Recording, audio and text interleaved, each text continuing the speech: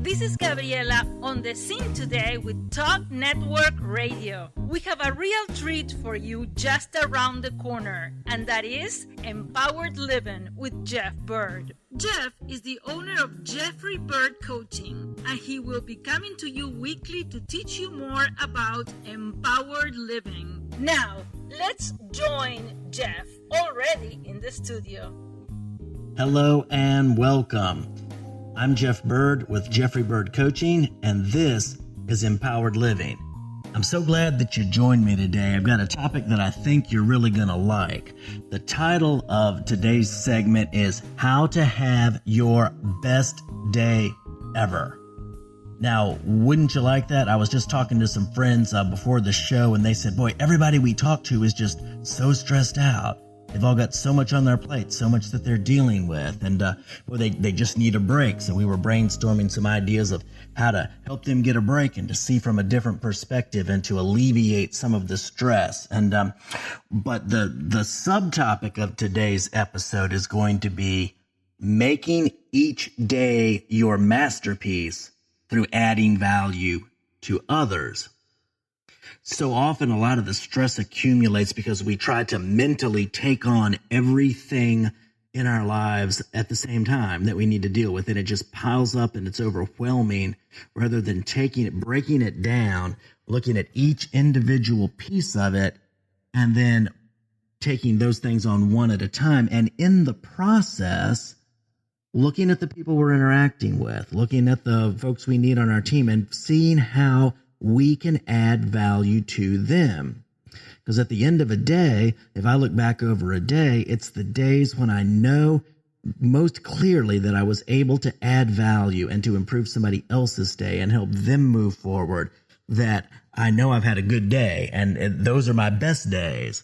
And the interesting thing is, even in the act of giving and helping build other people, that's not a dead-end street. I'm not just giving and then being left and abandoned. No, usually those people who I help and add value to and build up, they want to help back.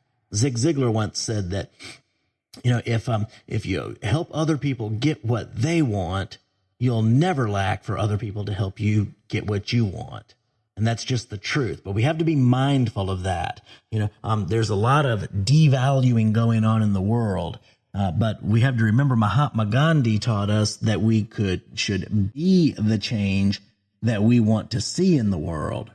So if we're just focused on the problems and the devaluing, and all you have to do is turn on the news in the evening to see somebody putting somebody else down and not valuing them properly. But it occurred to me a number of years ago that, hey, if each one of us took the responsibility of seeing others with value and valuing them, then there would be no one in the world who felt devalued.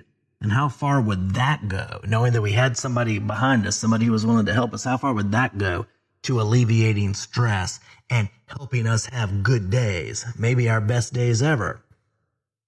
Most of us know that pain that we felt when somebody that was important to us devalued us. This happens all too often in families, with friends, with schoolmates. School can be a brutal place, as many of us have experienced with our colleagues. It happens on the job. There's corporate bullying from teachers, from preachers, from coaches, anybody with a role that we would naturally look up to, or somebody else that we would respect, even if it's a friend that we would want to value us. They also have the ability to hurt us, and sometimes very deeply. Most of us can probably remember a time when we were very devalued by somebody important to us and just feel kind of that yucky feeling in the pit of our stomach. And it's not, we don't want to stay there, and we don't want to let those messages sink in. But one way we can help with that, there's work we can do on ourselves of believing the right messages and the right truths and things about ourselves. But another thing that we have a huge opportunity to do is to help everyone else. We all have that incredible opportunity each day to change the world by giving the right messages of value to other people, by helping build them up. Now, we may not change the entire world all at once, but we can certainly change someone's world. It's like the man who was walking down the beach that was filled with starfish, and he was picking them up and tossing them back in the water. But there were many, many, many starfish washed up on the beach. And another guy came along and he said, "What are you doing?" He said, "There's way too many starfish. You can't really make a difference by doing this." And he said, "Well, I made a difference to that one." The one he just had thrown back in. So we don't have to take on everything in the world. What we can do is take on what's right in front of us, and what we've got where we are to make a difference in the ways that we can.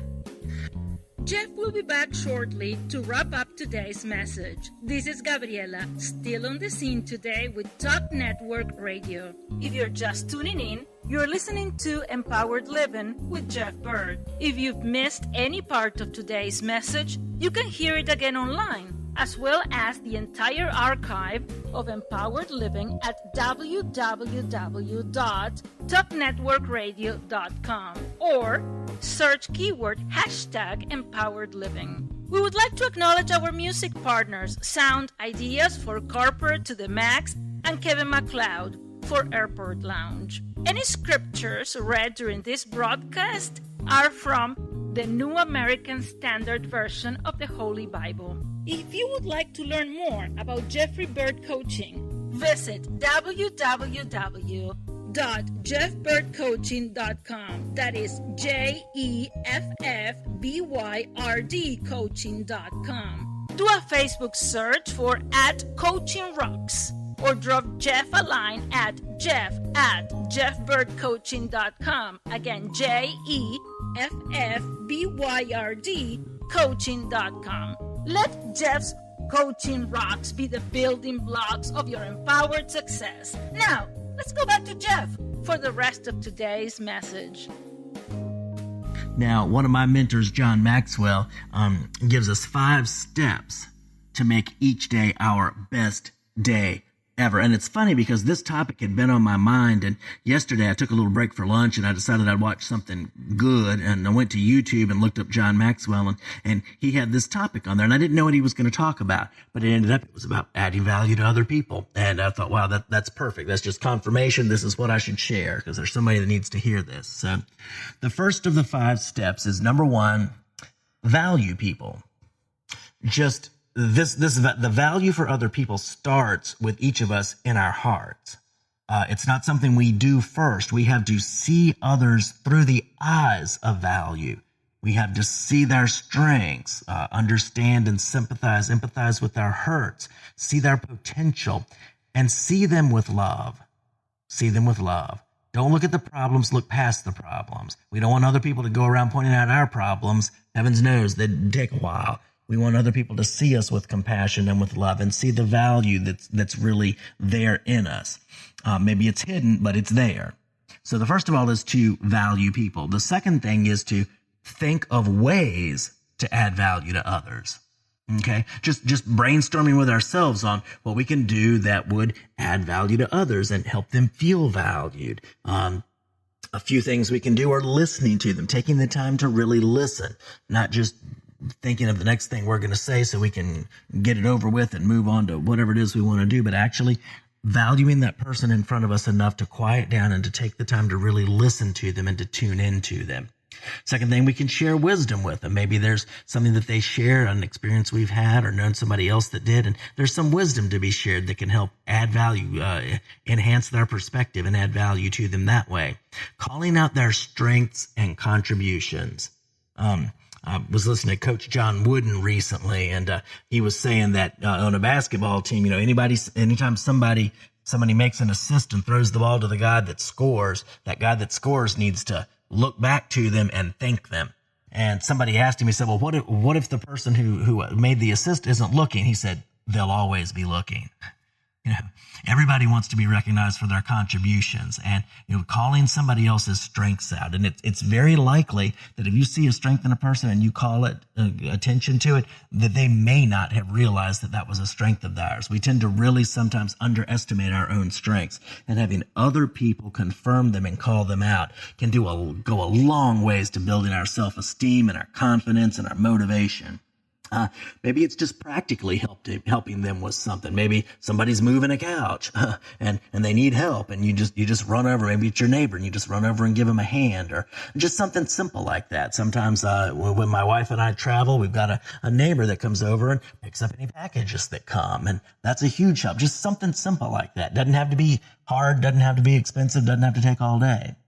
Sometimes it's just spending quality time with somebody. That's one of my love languages, if you're familiar with that. If you're not, there's a great book called The 5 Love Languages by Gary Chapman, and one of them is quality time. That lets people know that we value them.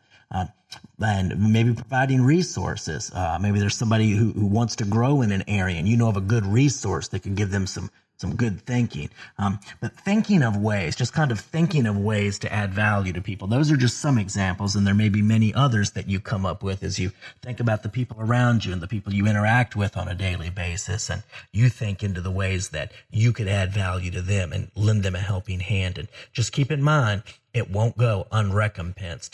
The law of reciprocity says that when you give to other people, it makes them want to give back to you.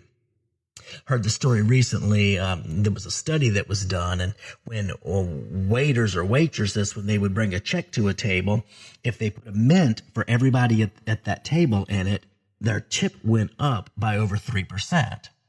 Well, hey, that's not bad for a mint. What they also found is if they brought 2 mints for everybody at the table, their tip went up by over 14%. That is a huge return on investment, just for a mint to increase your tip by that much. So that's something definitely to be aware of, is that to keep in mind is that when we give, we want to do it from a sincere valuing of other people and desire to help them. But remember, we're going to benefit at the same time. Everybody wins. It's a win-win. So the first one, we're doing the 5 points. The first one was to value people. The second one was to think of ways to value people. And the third one is to look for opportunities to add value to others. Throughout the day, we want to tune in and be aware of the times when we can add value. Maybe there's a kind or thoughtful word, some timely counsel we could give, whatever the needs around us call for. But we want to be tuned in for it, so that if we see somebody where there's an opportunity that we can add value or help them or have a kind or encouraging word or lend a hand, that we're open, that we see it and we're open, we're tuned in, and we're ready. We want to be ready to add value, to have a readiness mindset to help add value and build up other people. Then number 4 obviously follows on the heels of that. We don't want to just be ready. We want to do something. Do things that add value is number 4. We don't want to just think about them and see opportunities. We want to step into action. As I heard someone say recently, I want to show up in my life. I don't want to just let it pass me by, just watching opportunities go past that I don't do anything about. I want to show up in my life and take advantage of the opportunities that I have to do things that benefit other people, so that every day I'm adding a little bit more to my legacy. There's more people that have been helped. There's more people that have been encouraged, so that by the time we get to the end of our lives and look back, it's like, wow, we added a lot of value to a lot of people, and lives have been changed, and now they're out there doing things that go on to the next generation and the next generation, and we've thrown that pebble and we're rippling out through time things that build up and that help other people. And last but definitely not least, this is a very important part of the process, is number 5. This is review the things that added value. John said he spends 10 minutes at the end of each day in the evening before he goes to bed, 10 minutes thinking back through his day. And one of the things I like to do, someone recommended this to me this past year, and I thought it was a great idea, is you don't have to write a lot of stuff out. Not everybody's a journaler. But what you can do is just take the snapshots of the things that happen during the day. Picture each person. Picture each circumstance. Picture the things that happen.